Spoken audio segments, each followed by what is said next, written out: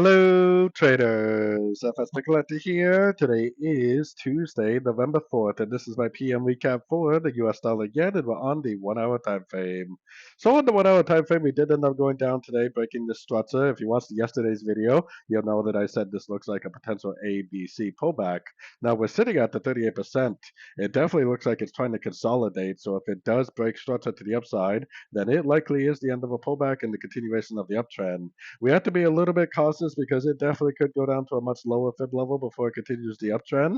But I'm still pretty confident that it is going to make at least one more push up to the 78% Fibonacci retracement to at least the 154.8, maybe 155 area before we see too much resistance. So definitely watching my Fibonacci retracement levels for a breaker structure to the upside for the end of an ABC pullback and hopefully the continuation of the uptrend.